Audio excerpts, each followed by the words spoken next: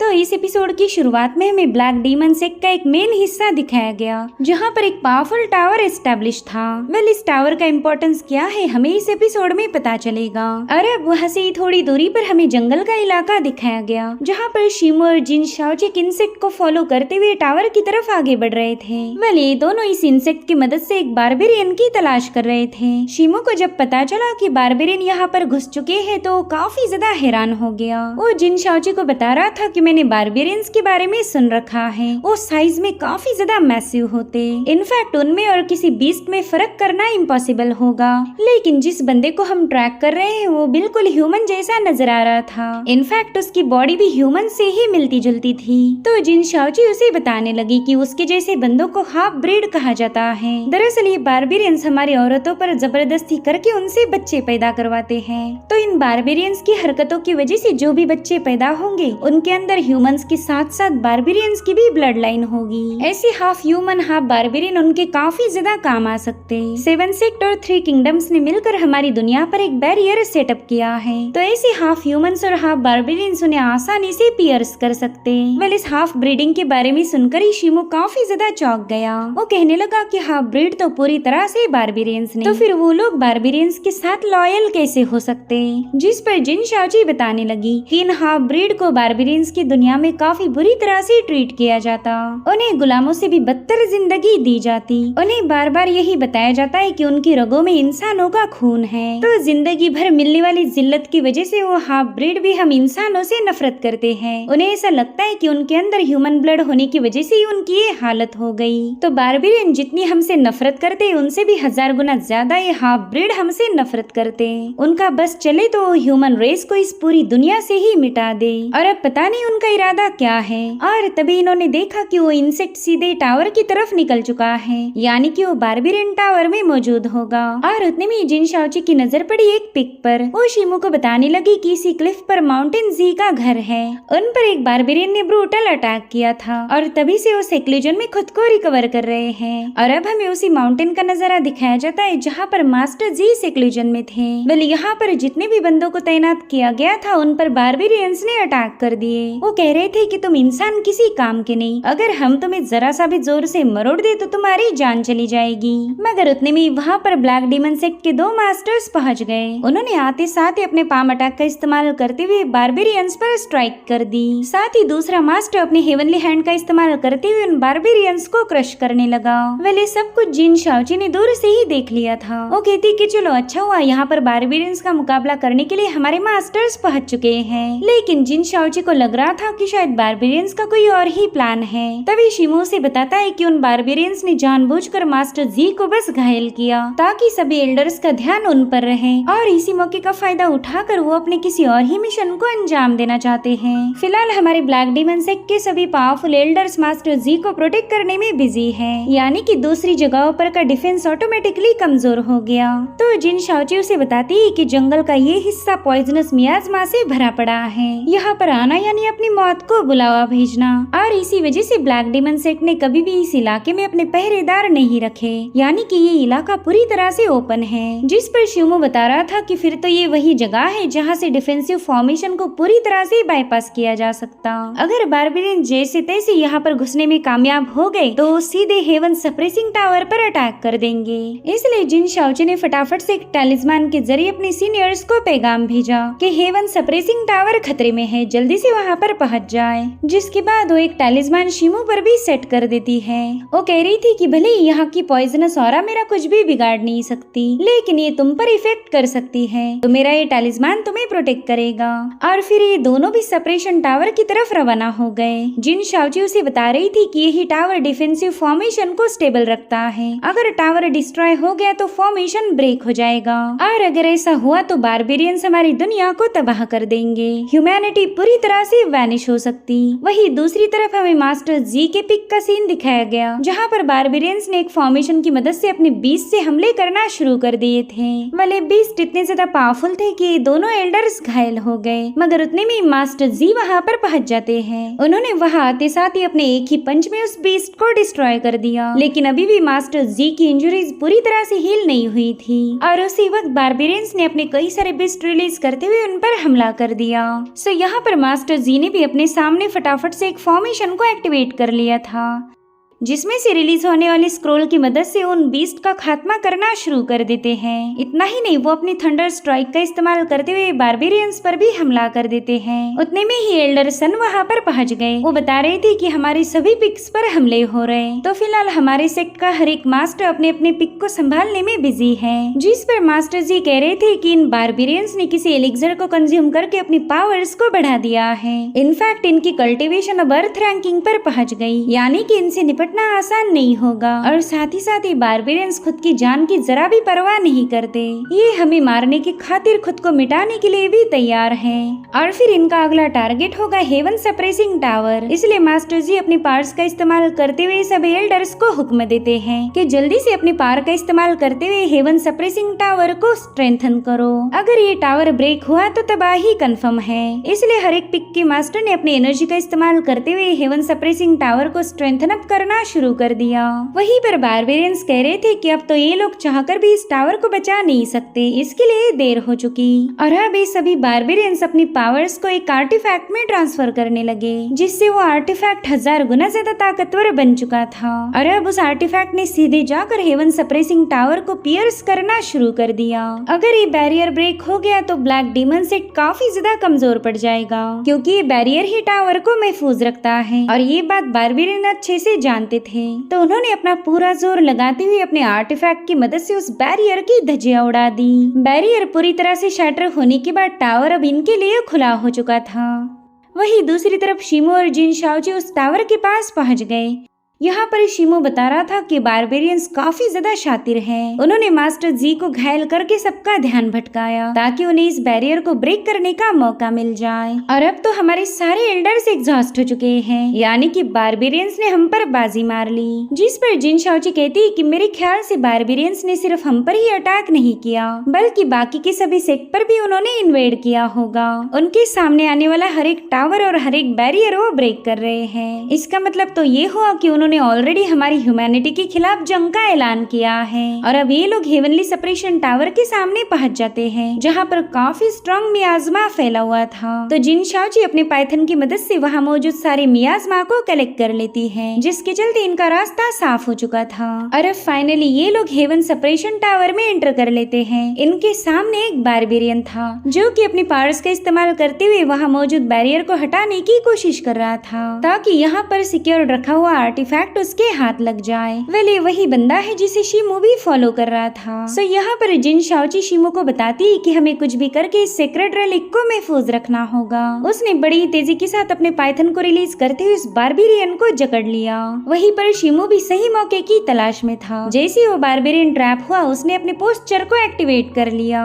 Well यहाँ पर शिमो ने 12 ब्रीदिंग ची स्लैशेस का यूज किया था, और उन्हीं फॉर्म्स की पावर को कंबाइन करते हुए शिमो ने उस बारबेरियन पर बहुत ही जबरदस्त हमला कर दिया, जिसके चलते वहाँ पर हमें एक एक्सप्लोजन देखने मिलता है। शिमो और जिन शाओजी को पूरा यकीन था कि अब तक तो उस बारबेरियन का काम तमाम हो चुका होगा, लेकिन उसने तो इन दोनों को सरप्राइज कर दिया। इनफैक्ट इस बारबेरियन की बॉडी में अब कई सारे बदलाव हो चुके हैं। जिन शाओजी शिमो को बता रही थी कि इसने तो फॉरबिडन एलिक्सर का इस्तेमाल करके अपनी पावर को इंक्रीज किया, तो हमें एक बार फिर से इस पर अटैक करना होगा।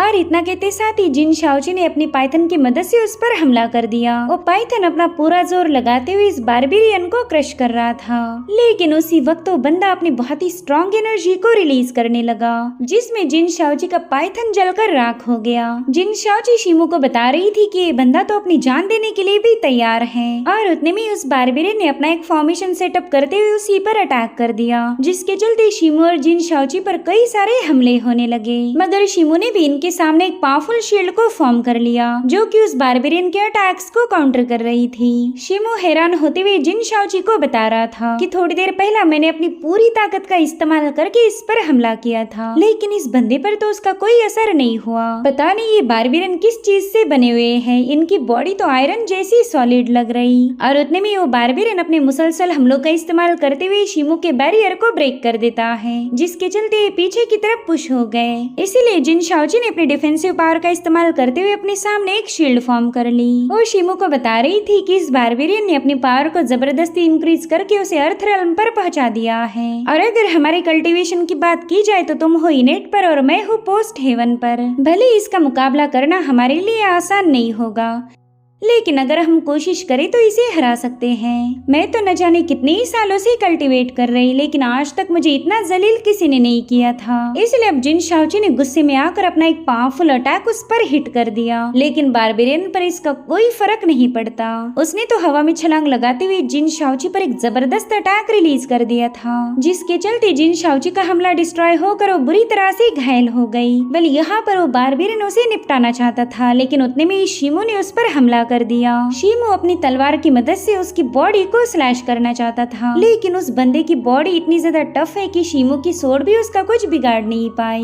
वेल यहाँ पर शीमो ने अपनी ढेर सारी पावर्स का इस्तेमाल किया था, जिसके चलते वो भी इंटरनली घायल हो गया। और उतने में वो बारबेरियन अपना वेपन लेकर सीधे शीमो पर छलांग लगा देता है। यहाँ पर शीमो अपनी तलवार की मदद से उसके अटैक को काउंटर कर रहा था। इन दोनों में काफी क्लोज कॉम्बैट शुरू हो गई और यहाँ पर वो बारबेरियन पूरी तरह से शीमो पर हावी होते हुए उसे पीछे की तरफ पुश कर देता है। वेल यहाँ पर जिन शाओची समझ गई थी कि वो बारबेरियन शीमो को खत्म करना चाहता, इसलिए वो फटाफट से शीमो को प्रोटेक्ट करने के लिए बीच में आ गई। उसने तुरंत ही एक डिफेंसिव फॉर्मेशन बनाते हुए शीमो को प्रोटेक्ट करना शुरू कर दिया। बारबेरियन के सारे अटैक उसकी एरी डिस्ट्रॉय करती जा रही थी और तब तक शीमो दोबारा से मुकाबले के लिए तैयार हो जाता है। उसने अपने ट्रू एसेंस को तलवार के साथ चैनल करते हुए बारबेरियन पर एक फॉर्मेशन सेटअप कर दिया। दरअसल शीमो अपने फॉर्मेशन की मदद से इस बारबेरियन को ट्रैप करके वहीं पर खत्म करना चाहता था। सो अब यहाँ पर शीमो ने अपनी सिल्वर ब्लेड्स को भी रिलीज कर दिया।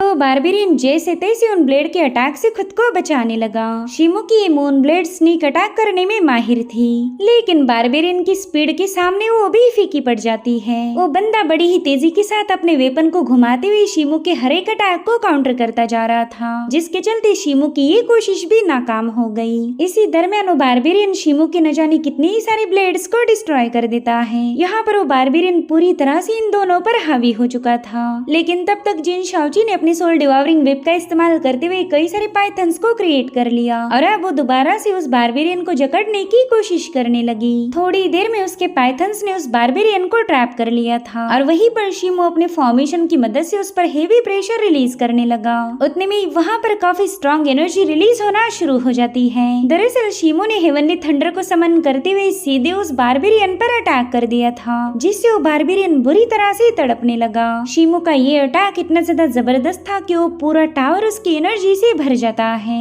और फिर जैसे ही शीमो की ये मूव खत्म हुई, वहाँ पर धुआं फैलने लगा। इस बार शीमो को उम्मीद थी कि बारबेरियन अब मर चुका होगा, मगर एक बार फिर से इनकी उम्मीदें और कोशिशों पर पानी फिर गया, क्योंकि वो बारबेरियन अब अपने असली फॉर्म में आ चुका था, जो कि काफी ज्यादा भयानक था। और अब वो बारबेरियन अपनी भाषा में इन दोनों से बात करने लगा। इधर शीमो जैसे तैसे अपनी ब्रीदिंग को स्टेबल करते हुए जिन शाओची को बताने लगा कि मैंने अपनी तरफ से पूरी कोशिश की थी, लेकिन फिर भी इसे मार नहीं पाया। तभी जिन शाओची उससे कहती है कि शायद ये बारबेरियन हमसे बात करने की कोशिश कर रहा है। तो शीमो कह रहा था कि भला इसके जैसा खोखर अच्छी बातें कैसे कर सकता, हमने इसकी बातों पर ध्यान नहीं देना चाहिए। और तभी वो बारबेरियन इंसानी जुबान में बात करने लगा। वो कह रहा था कि हेवन और गॉड्स के रहम से हमने तुम्हें हरा दिया। 7 सेक्ट के सभी हेवन सप्रेसिंग टावर सब फॉल हो चुके हैं। तुम ह्यूमंस ने सपनों में भी नहीं सोचा होगा कि एक दिन तुम्हारी ऐसी हालत होगी। अब तुम्हारी ह्यूमन रेस तबाही की कगार पर है। और अब हमें 7 सेक्ट में मौजूद दूसरे सेक्ट का नजारा भी दिखाया गया। वहाँ पर भी बारबेरियंस ने तबाही मचाई थी। इन सभी फैक्शन का हर एक मास्टर अपनी तरफ से बारबेरियन को सप्रेस करने की पूरी कोशिश कर रहा था, लेकिन इस बार बारबेरियंस को रोकना इंसानों की बस की बात नहीं थी। यहाँ पर बारबेरियंस ने जबरदस्ती अपने पावर्स को इंक्रीज किया है, जिसके चलते इन्हें मारना और भी ज्यादा मुश्किल हो चुका था। इनफैक्ट बारबेरियंस के अटैक में इंसान ही बुरी तरह से घायल होने लगे। इधर वो बारबेरियन जिन शाओची और शीमो को बता रहा था कि शुरुआत से ही इंसान के अंदर गॉड्स का फ्लेश एंड ब्लड था। जो लोग डेटीज के फेवरेट थे उन्होंने इस दुनिया पर राज किया। अगर सच बताया जाए तो तुम्हारे एंसेस्टर तुमसे 1000 गुना ज्यादा पावरफुल थे, लेकिन अब तुम्हारे एंसेस्टर इस दुनिया से जा चुके हैं। ह्यूमन रेस के पास जो पावरफुल ब्लड लाइन थी वो भी अब सब खत्म हो गई। और अगर हम बारबेरियंस की बात की जाए तो हम गॉड्स के ही डिसेंडेंट हैं। ये दुनिया गॉड्स ने ही हमारे हवाले की थी, तो हम दोबारा से उसे रिक्लेम करेंगे। इस दुनिया से तुम इंसानों का नामो निशान मिटाया जाएगा। अब इस दुनिया पर हुकूमत होगी बारबेरियंस की। तो जिन शाओची अपने पाइथन को रिलीज करते हुए कहने लगे कि बेवजह खुद को गॉड्स के डिसेंडेंट मत बोलो, सीधे बताओ कि तुम्हें हमारी दुनिया पर कब्जा करना है। ये फालतू की भाषणबाजी देकर हमें पकाने की कोई जरूरत नहीं। और अब जिन शाओची के पाइथन और उस बारबेरियन के दरमियान एक जबरदस्त मुकाबला शुरू हो गया। इन दोनों में काफी जबरदस्त क्लैश हो रहे थे।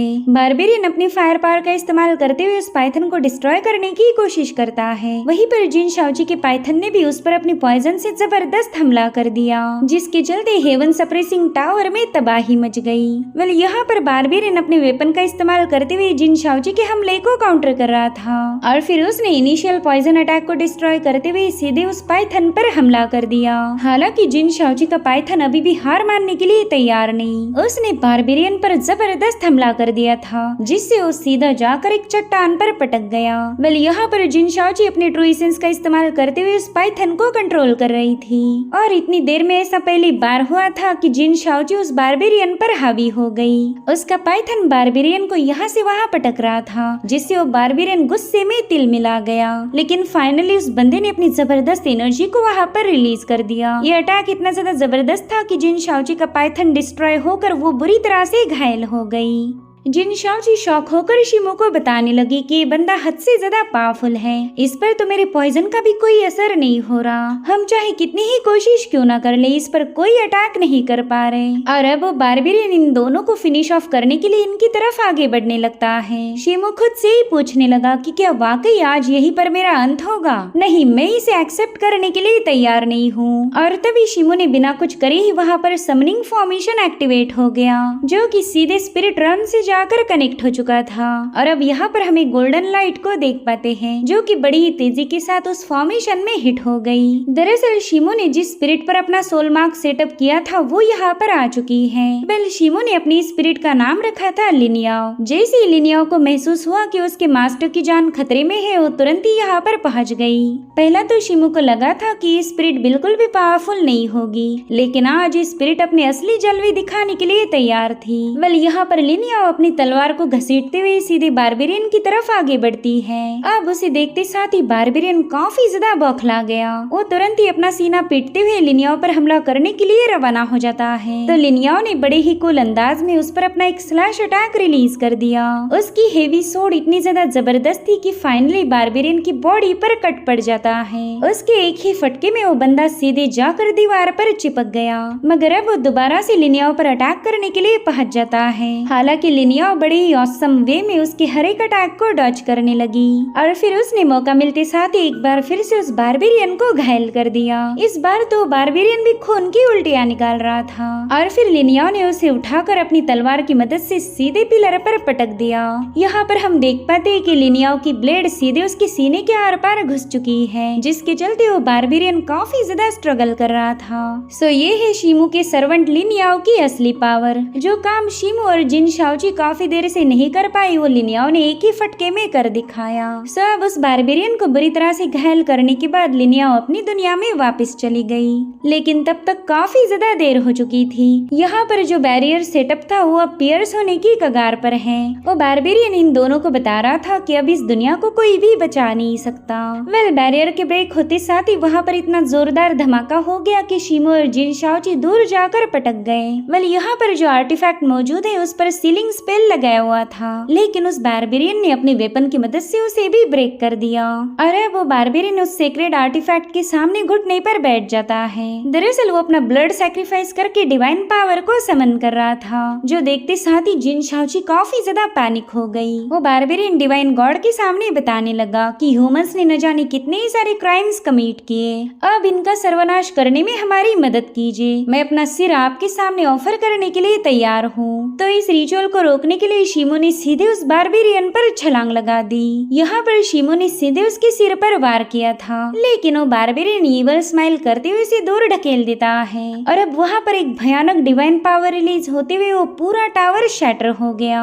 इधर ब्लैक डीमंस के एल्डर्स बारबेरियंस को मारने में बिजी थे और तभी उनकी नजर पड़ी हेवन सेपरेशन टावर पर। वहाँ से रिलीज होने वाली ऑरा ने उन्हें बता दिया था कि अब टावर तो नहीं रहा, सिर्फ ब्लैक डीमन सेक का ही नहीं बल्कि हर एक सेक के ऊपर लगाया हुआ टावर ब्रेक हो चुका था, यानी कि बारबेरियंस ने इन सभी फैक्शंस को हरा दिया है और अब टावर के शटर होने की वजह से इस दुनिया पर जो शील्ड लगाई गई थी वो भी ब्रेक होने लगी।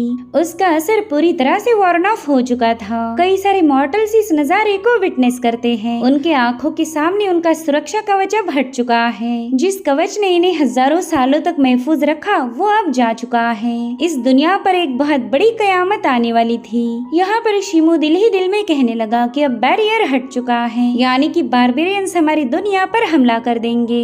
यहाँ पर अब एक बहुत ही भयानक जंग की शुरुआत होगी। तो क्या ऐसे में बारबेरियंस की टेरिटरी में जाना मेरे लिए आसान हो जाएगा? वहाँ जाकर मैं अपने डिजीज को क्योर कर सकता हूँ। तभी जिन शाओची उसे बताने लगी कि अब हमारी दुनिया पर बारबेरियंस का अटैक होगा, तो मैं चाहती हूँ कि तुम अपना अच्छे से ख्याल रखो।